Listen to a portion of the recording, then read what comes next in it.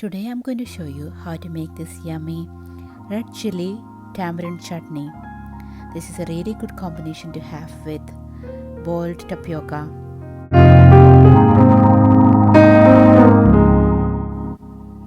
For this recipe, you need to flame roast dry red chilies.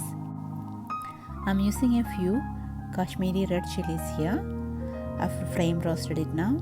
Now along with that, I'm going to add a few shallot onions, a small bowl of tamarind and some rock salt.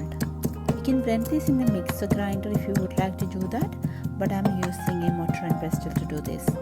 You need to pound it very well until everything is well combined.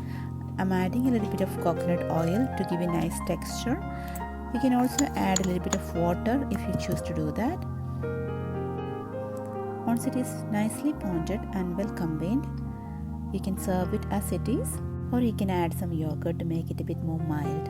This is a really nice combination to have it with boiled tapioca, boiled sweet potatoes, or even boiled taro. If you like this recipe, please try it and let me know your feedback. Please do not forget to subscribe my channel if you like my videos. Also, please share with your friends too. Thanks for watching and see you soon with another video. Bye.